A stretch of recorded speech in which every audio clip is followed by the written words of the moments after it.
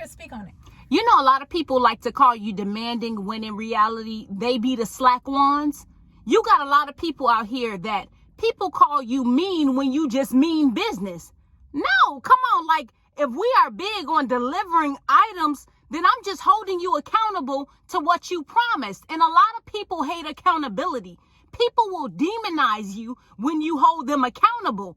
And it's crazy out here in this world. And you know, another thing is that Black women particularly don't get the opportunity to have emotions. This society has told us that we have had to accept everything, not have feelings about anything, when God himself says woman is the emotion of me. I created you in my own emotion. What you want me to not be upset about nothing when you wasting my time and doing all of this piss poor performance and then blaming me about what you don't do? That goes in business, that goes in relationships. And I think it's stupid. And no, this is a season where you have to hold people accountable. So the message to you is that when they say, oh, you acting like a bee, I don't want to deal with her. You know how she gets when it comes to, you know how she, yep, y'all all should know. Because before I have to take it there, I extend grace to people. I'm very understanding to people, and many of you are that way. The one thing I would never tolerate is when someone takes my kindness for weakness. Hey, how are you? Just checking in on this. What will be the ETA on that? When can I expect? Because at the end of the day, I'm following up on deliverables, because just like I'm depending on you, other people are depending on me. But folks don't get that concept. We got a lot of king tuts and a lot of queen bees walking around here. Everybody want to be a boss until it come down to delivery. Until it come to the point where you've got to be held accountable for your actions. No, some men, some women can't appreciate you as a king because kings deliver. That's why the king is worthy of being served, because they deliver.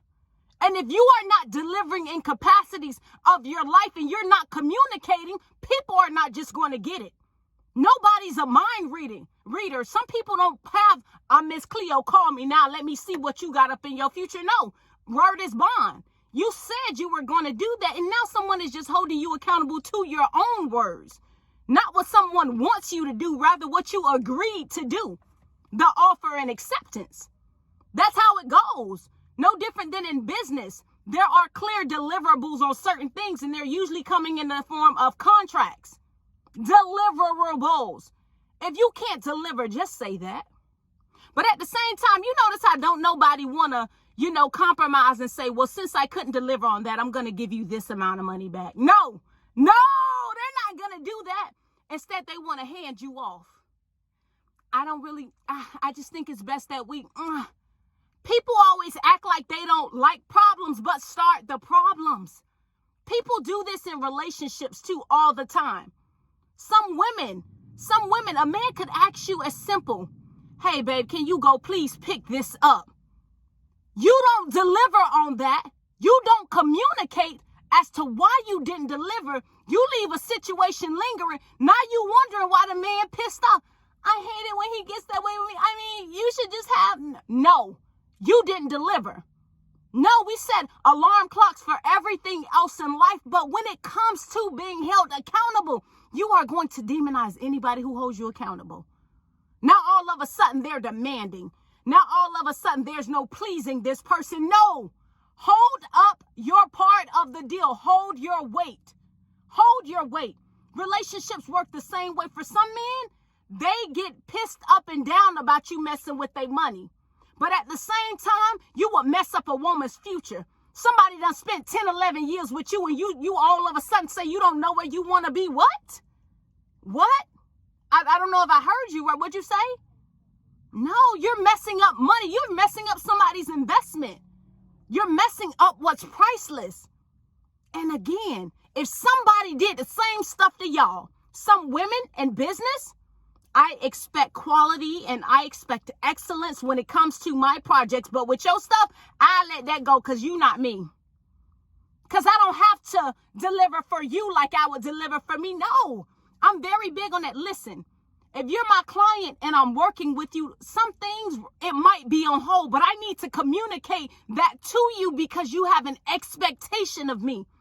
You have chose to do business with me. You are entrusting something with me and my team. And we told you per contract, we are going to deliver.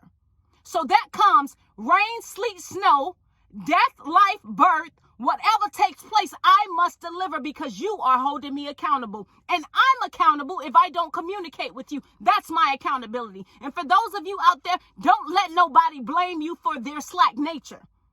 No, I take the blame on a lot of stuff, but what we not going to do is blame me for what you're not doing.